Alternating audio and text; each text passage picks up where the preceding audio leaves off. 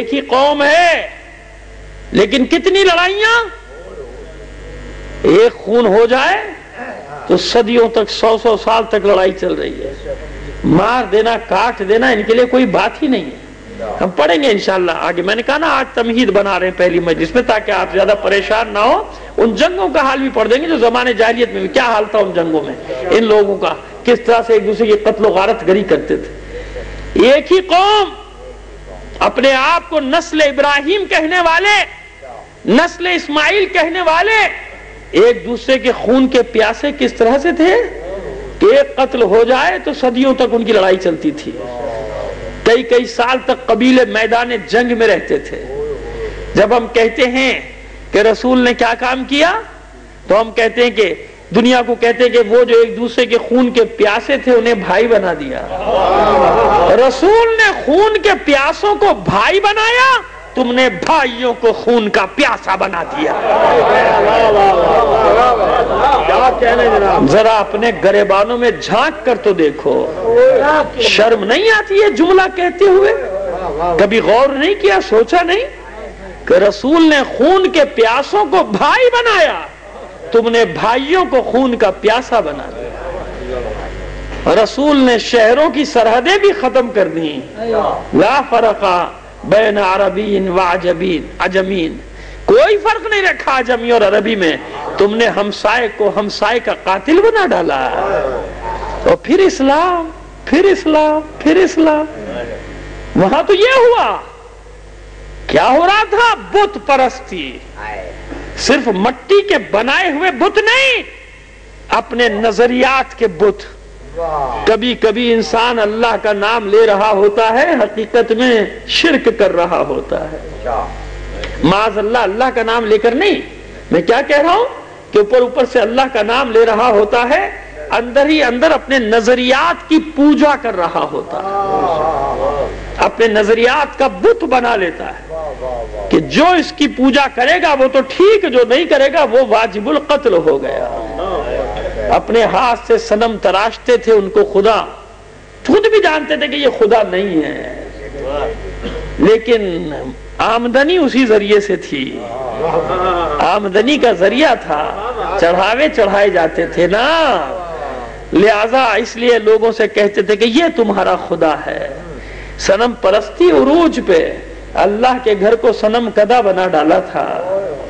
وہ غریب آدمی پس رہا تھا، مجبور تھا ان سرداروں کے ہاتھوں میں جنہوں نے مذہب کو یرغمال بنا لیا تھا. جب بھی کوئی ٹولہ مذہب کو یرغمال بنا لے، معاشرے میں قتل و غارت گری پھیل جاتی ہے. بس جو میں کہہ رہا ہوں وہی ہے. بس آج کہیں معاشرے میں ایسا تو نہیں کہ کچھ لوگ دین کو یرغمال بنا کر دوسروں پر بندوق کے ذریعے سے اسے مسلط کرنا چاہ رہے ہو؟ کیا یہ کامیاب ہو سکتا ہے کبھی؟ کیا کبھی ہوا ایسا؟ تاریخ میں نظریات بندوق کے زور سے تو نہیں پھیلے نا. اسلام کیسے پھیلا؟ 13 سال مجھے بتا دو کہ رسول نے مکے میں کیسے تبلیغ کی ہے.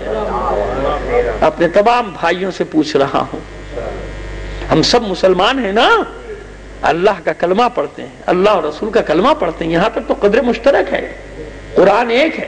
تحریف کے چکر میں نہ پڑھنا.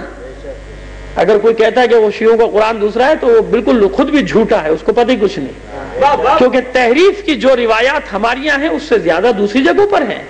اپنا چھپا جاتے ہیں، دوسرے کا مشہور کر دیتے ہیں. وہاں بھی تحریف کی روایت ہیں، آیات بھی موجود ہیں. وہ خواہ کا ایک پروپیگنڈا کر کے ہم پر لاد دیا گیا، اس پہ میں الگ پڑھ چکا ہوں.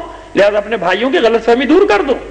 اگر کوئی چند روایات تحریف کی ہمارے نام سے کہیں نقل کی جاتی ہیں تو بھائی اس سے زیادہ وہاں آپ کیا ہیں دیکھ لیجئے، پوچھ لیجئے علماء سے کہ ہیں کہ نہیں ہیں.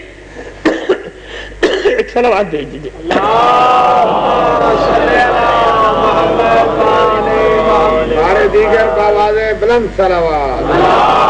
آج یہ بات کو آگے بڑھاؤں. آج میں بہت زیادہ تفصیلی مجلس نہیں پڑھوں گا، مختصر رکھوں گا. سورہ بقرہ میں پروردگار عالم ارشاد فرما رہا ہے کان الناس امۃ واحدۃ. یہ تو ایک ہی امت تھے لوگ، ان میں اختلاف نہیں تھا، متحد تھے یہ سب کے سب.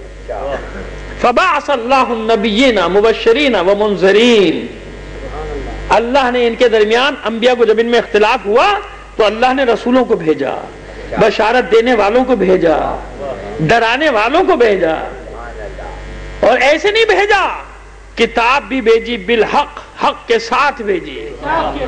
اللہ نے کتاب کو حق کے ساتھ بھیجا، اور صرف یہی نہیں کیا، کیوں بھیجا؟ لِيَحْكُمَ بَيْنَ النَّاسِ فِي مَا اخْتَلَفُوا فِيهِ، تاکہ وہ ان کے درمیان جو اختلاف ہو گیا ہے اس کو ختم کر دیں، حکم کر دیں۔ یعنی پہلے متحد ہی تھے، مفادات نے ان کو پھر الگ الگ کر دیا۔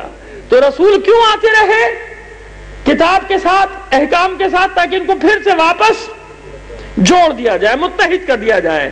تو پیغمبر سے پہلے پراگندہ ہو گیا تھا نا، معاشرہ منتشر ہو گیا تھا، قبائل میں بٹ گیا تھا، ایک دوسرے کے قتل و غارت گری، خون کے پیاسے ہو گئے، ظلم کرتے تھے، بچیوں کو دفن کر دیتے تھے، زندہ گاڑ دیتے تھے کہ یہ ذلت ہے، کیوں دوسرے کے پاس چلی جائے گی۔ تو اللہ نے اللہ کے رسول کے ذریعے کیا عزت دی عورت کو کہ جسے تم ذلت سمجھتے ہو میں اسی کو رسول کی عزت بنا دوں گا۔ رسول کو عزت کس سے دی اللہ نے؟ بیٹی کے ذریعے، بیٹوں کے ذریعے نہیں۔ قیامت تک آل رسول کہلائے، یعنی رسول کی اولاد، حالانکہ بیٹوں کی اولاد کہلاتی ہے، مگر بیٹی کے ذریعے اللہ نے کیا عزت دی اپنے رسول کو کہ ایک بیٹی فاطمہ کی اولاد آل رسول کہلائی، باقی دوسری طرف مجھے جانے کی ضرورت ہی نہیں۔ میں تو آفتاب آمد دلیل آفتاب والا آدمی ہوں کہ جو چیز دنیا میں موجود ہے بس اس کو دیکھ لو، باقی جھگڑوں میں پڑنے کی ضرورت ہی نہیں۔ کہیں بھی ڈھونڈو گے سادات کو تو رشتہ فاطمہ سے ہی جوڑا جائے گا، کسی اور سے نہیں۔ ہم اختلافی مسائل میں کیوں پڑے؟ ہم کیوں خواہ میں بحث میں اپنا وقت ضائع کریں؟ ہمارے لیے تو یہ دلیل کافی ہے کہ آل رسول دنیا میں کہیں بھی ہو، اولاد رسول دنیا میں کہیں بھی ہو، شجرہ فاطمہ تک ہی پہنچے گا اور کہیں نہیں پہنچے گا، ہے کہ نہیں ایسا؟ تو بس وہ معاشرہ جو عورت کے ساتھ یہ کر رہا تھا، عورت کو بھیڑ بکری بنا رہا تھا، عورت کو حقیر بنا رہا تھا، رسول کیوں آئے؟ ایک خون کے پیاسوں کو بھائی بنانے کے لیے، اور جن کو معاشرے نے ذلیل کر دیا تھا انہیں عزت دینے کے لیے۔ جن غلاموں کی کوئی زندگی نہیں تھی، رسول نے جب اعلان کیا لا فرق بین الابیض والاسود، سیاہ سفید میں کوئی فرق نہیں، ایک کالا دوڑتا ہوا آیا، کیا آپ نے یہی فرمایا ہے؟ رسول نے کہا میں نے یہی کہا ہے، کالے کو گورے پر اور گورے کو کالے پر کوئی فوقیت نہیں ہے۔ کہا آپ نے مجھے عزت دے دی، آپ وہ پہلے فرد ہیں جس نے ہمیں عزت دی ہے، میں گواہی دیتا ہوں کہ آپ اللہ کے رسول ہیں۔ دوڑا دوڑا اپنی قوم میں گیا، جس کا انتظار کر رہے تھے نا وہ آ گیا۔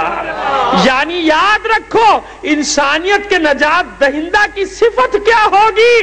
دنیاوی رہنماؤں اور رہبروں سے تنگ آئی ہوئی انسانیت اسی لیے تو اس کا انتظار کر رہی ہے کہ جو نہ گورے کو کالے پر، نہ کالے کو گورے پر، نہ عرب کو عجم پر، نہ عجم کو عرب پر، نہ غریب کو امیر پر، نہ امیر کو غریب پر فوقیت نہ دے، بلکہ آنے والا جب آئے لِيَقُومَ النَّاسُ بِالْقِسْطِ، وہ اس طرح سے آئے کہ عدالت کے ساتھ لوگ قیام کرنے لگے۔